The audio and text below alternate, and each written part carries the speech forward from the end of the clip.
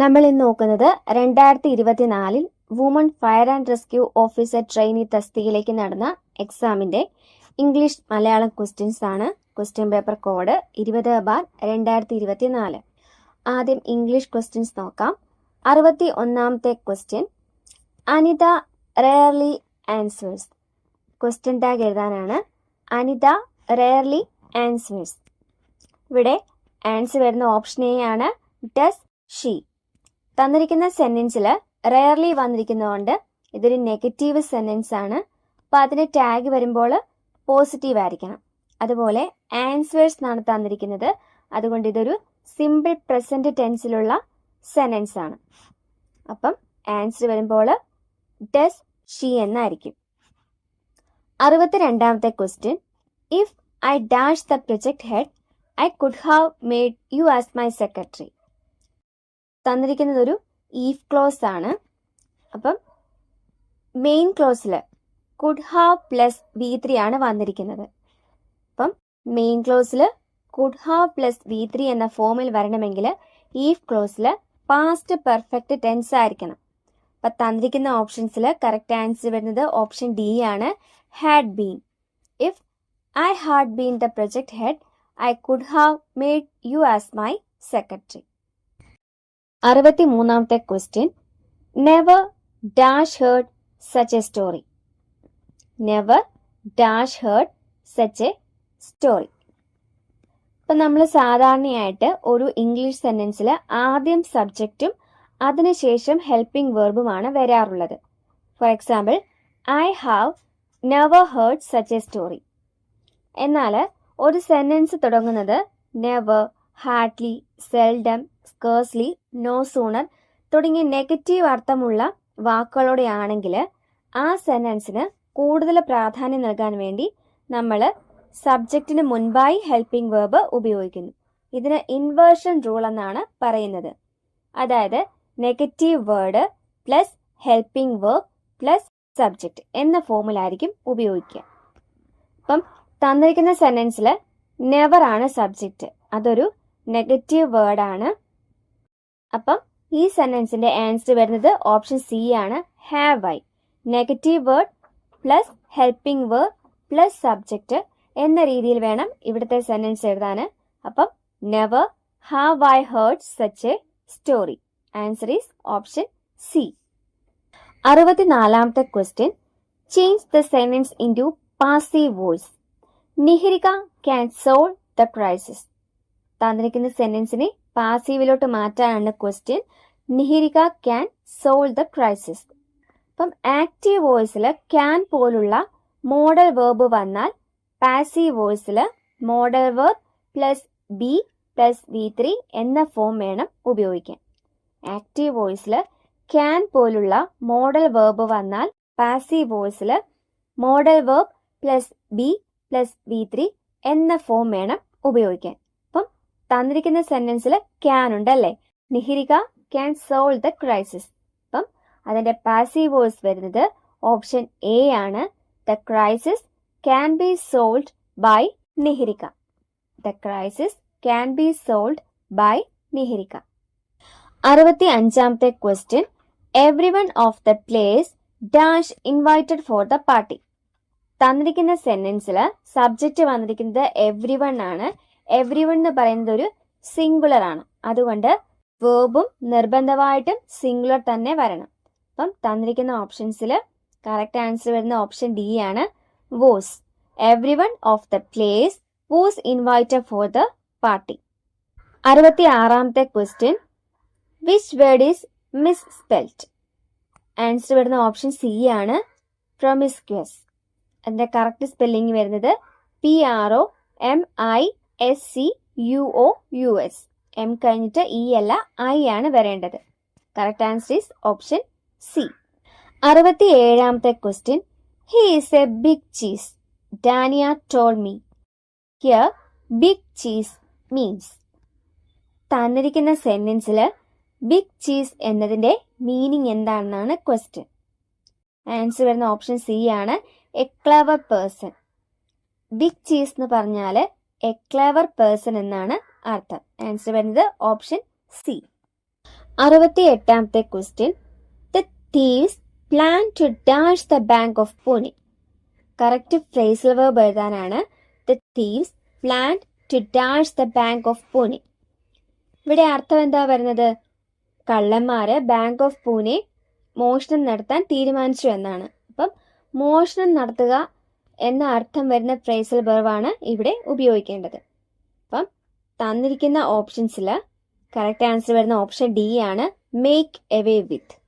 Make away with എന്ന് പറഞ്ഞാൽ മോഷണം നടത്തുക എന്നാണ് അർത്ഥം. The thieves plan to make away with the bank of Pune. ഇനി ഓപ്ഷൻ എ, സെറ്റ് അസൈഡ് എന്ന് പറഞ്ഞാൽ മാറ്റി വെക്കുക. സെറ്റ് അസൈഡ് എന്ന് പറഞ്ഞാൽ എന്തെങ്കിലും ഒരു കാര്യത്തിന് വേണ്ടിയിട്ട് പൈസയൊക്കെ മാറ്റി വെക്കാറില്ലേ, അതിനാണ് നമ്മൾ സെറ്റ് അസൈഡ് എന്ന് പറയുന്നത്. ഓപ്ഷൻ ബി, ടേക്ക് ആഫ്റ്റർ എന്ന് പറഞ്ഞാൽ രൂപത്തിലോ സ്വഭാവത്തിലോ മുതിർന്നവരുമായി സാദൃശ്യം തോന്നിക്കാം, അതിനാണ് ടേക്ക് ആഫ്റ്റർ എന്ന് പറയുന്നത്. അതുപോലെ ഓപ്ഷൻ സി, മേക്ക് ഔട്ട് എന്ന് പറഞ്ഞാൽ മനസ്സിലാക്കുക. മേക്ക് ഔട്ട് മനസ്സിലാക്കുക. 69ാമത്തെ question. She is suffering from thanatophobia. The word thanatophobia means. ഈ ഫോബിയ കൂട്ടി വരുന്നതൊക്കെ മിക്കവാറും എന്തിനെങ്കിലും കുറിച്ചുള്ള പേടിക്കായിരിക്കും അല്ലേ. അപ്പം തണറ്റോഫോബിയ എന്ന് പറഞ്ഞാൽ ഫിയർ ഓഫ് ഡെത്ത് ആണ്, മരണത്തെക്കുറിച്ചുള്ള ഭയമാണ് തണറ്റോഫോബിയ.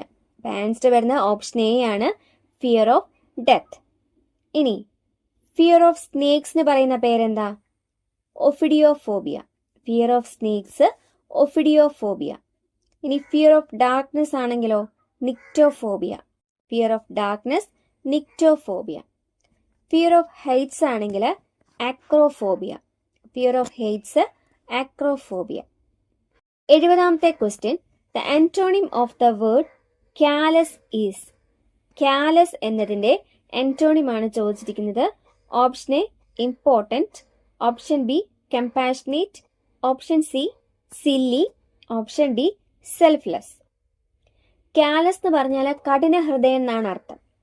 അപ്പം അതിന്റെ ഓപ്പോസിറ്റ് അല്ലെങ്കിൽ ആന്റോണിം വരുന്നത് ഓപ്ഷൻ ബി, കമ്പാഷനേറ്റ് ആണ്. കമ്പാഷനേറ്റ് എന്ന് പറഞ്ഞാൽ ദയുള്ള എന്നാണ് അർത്ഥം. ക്യാലസ് എന്നതിന്റെ ആന്റോണിം ആണ് കമ്പാഷനേറ്റ്. ഇനി ഇമ്പോർട്ടൻ്റ് എന്ന് പറഞ്ഞാൽ എന്താ? പ്രാധാന്യമുള്ളത്. സില്ലി എന്ന് പറഞ്ഞാൽ നിസ്സാരം. സെൽഫ്ലെസ് എന്ന് പറഞ്ഞാൽ സ്വാർത്ഥതയില്ലാത്ത. അപ്പൊ നമ്മൾ ഇംഗ്ലീഷിലെ 10 ക്വസ്റ്റ്യൻസ് നോക്കിക്കഴിഞ്ഞു. നമ്മുടെ ഈ ചാനലില് നമ്മൾ മലയാളം, ഇംഗ്ലീഷ്, മാത്സ് ഇവയുടെ പ്രീവിയസ് ഇയർ ക്വസ്റ്റ്യൻസും പോളുകളും മാത്രമാണ് ചെയ്യുന്നത്. നമ്മുടെ മെയിൻ ചാനലായ എയിം ഫോർ PSCയിൽ പ്രീവിയസ് ഇയർ ക്വസ്റ്റ്യൻ പേപ്പറിലെ GK പാർട്ടും അതുപോലെ കറണ്ട് അഫയേഴ്സും SCRE ടെക്സ്റ്റ് ബുക്കുകളുടെ ക്ലാസ്സുകളും ഒക്കെ നമ്മൾ ചെയ്യുന്നുണ്ട്. അവയുടെ പോൾസും അവിടെ ലഭിക്കുന്നതാണ്. അപ്പം MEM ചാനൽ കാണുന്നവര് ആ ചാനലും കൂടെ സബ്സ്ക്രൈബ് ചെയ്യാൻ ശ്രമിക്കുക. അതുപോലെ നമ്മൾ PSC ഉദ്യോഗാർത്ഥികൾക്ക് അത്യാവശ്യമായിട്ടുള്ളത് മാത്രമേ കൊടുക്കുന്നുള്ളൂ. അതുപോലെ നിങ്ങൾക്ക് പഠിക്കാൻ ആവശ്യമുള്ള എന്തെങ്കിലും ഗൈഡ്, റാങ്ക് ഫയലോ ഒക്കെ വാങ്ങണമെന്നുണ്ടെങ്കിൽ നമ്മുടെ മെയിൻ ചാനലിലെ പ്രൊഡക്റ്റ് ലിങ്ക് ചെക്ക് ചെയ്യുക. ഇനി മലയാളത്തിലെ ക്വസ്റ്റ്യൻസ് നോക്കാം. 71ാമത്തെ ക്വസ്റ്റ്യൻ. ലോപസന്ധിക്ക് ഉദാഹരണം കണ്ടെത്തി എഴുതുക. ഓപ്ഷൻ എ, ഉണ്മ. ഓപ്ഷൻ ബി, തേർത്തടം. ഓപ്ഷൻ സി, വന്നില്ല. ഓപ്ഷൻ ഡി, അയാൾ. ഇതിന്റെ ആൻസർ വരുന്നത് ഓപ്ഷൻ സി ആണ്, വന്നില്ല.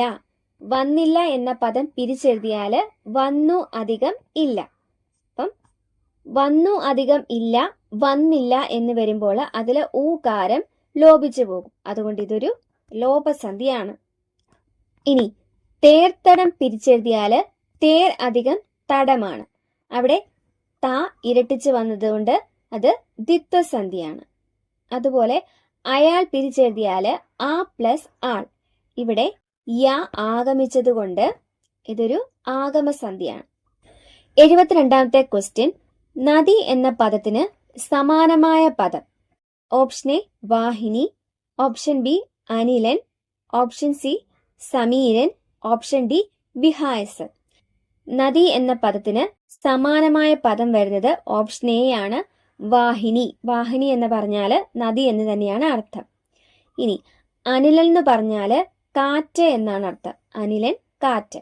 അതുപോലെ സമീരൻ എന്ന് പറഞ്ഞാലും കാറ്റെന്ന് തന്നെയാണ് മന്ദമാരുതനാണ് സമീരൻ. വിഹായസ് എന്ന് പറഞ്ഞാൽ ആകാശം. 73ാമത്തെ ക്വസ്റ്റ്യൻ, ശരിയായ പദം കണ്ടെത്തി എഴുതുക. ആൻസർ വരുന്ന ഓപ്ഷൻ ബി ആണ്, തിരശ്ചീനം. ശരിയായ പദം ഓപ്ഷൻ ബി, തിരശ്ചീനം. 74ാമത്തെ ക്വസ്റ്റ്യൻ, പൂജക ബഹുവചനത്തിന് ഉദാഹരണം ഏത്? ആൻസർ വരുന്ന ഓപ്ഷൻ എ ആണ്, താങ്കൾ. പൂജക ബഹുവചനത്തിന് ഉദാഹരണം ഓപ്ഷൻ എ, താങ്കൾ. 75ാമത്തെ ക്വസ്റ്റ്യൻ, കാണാൻ ആഗ്രഹിക്കുന്നയാൾ. ഒറ്റപ്പദം എഴുതാനാണ് കാണാൻ ആഗ്രഹിക്കുന്നയാൾ. ആൻസർ വരുന്ന ഓപ്ഷൻ ബി ആണ്, ദിദൃക്ഷു. കാണാൻ ആഗ്രഹിക്കുന്നയാൾ എന്നതിന്റെ ഒറ്റപ്പദമാണ് ഓപ്ഷൻ ബി, ദിദൃക്ഷു.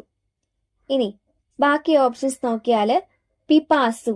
പിപാസു എന്ന് പറഞ്ഞാൽ കുടിക്കാൻ ആഗ്രഹിക്കുന്നയാൾ. കുടിക്കാൻ ആഗ്രഹിക്കുന്നയാളാണ് പിപാസു. ഇനി ബുഭുക്ഷു എന്ന് പറഞ്ഞാൽ ഭക്ഷിക്കാൻ ആഗ്രഹിക്കുന്നയാൾ. ബുഭുക്ഷു, ഭക്ഷിക്കാൻ ആഗ്രഹിക്കുന്നയാൾ. മുമുക്ഷു എന്ന് പറഞ്ഞാൽ മോക്ഷം ആഗ്രഹിക്കുന്നയാൾ. മുമുക്ഷു, മോക്ഷം ആഗ്രഹിക്കുന്നയാൾ. അപ്പം കാണാൻ ആഗ്രഹിക്കുന്നയാൾ ദിദൃക്ഷു, കുടിക്കാൻ ആഗ്രഹിക്കുന്നയാൾ പിപാസു, ഭക്ഷിക്കാൻ ആഗ്രഹിക്കുന്നയാൾ ബുഭുക്ഷു, മോക്ഷം ആഗ്രഹിക്കുന്നയാൾ മുമുക്ഷു. 76ാമത്തെ ക്വസ്റ്റ്യൻ, പ്രയോജക ക്രിയയ്ക്ക് ഉദാഹരണം. ആൻസർ വരുന്ന ഓപ്ഷൻ സി ആണ്, ഓടിക്കുന്നു.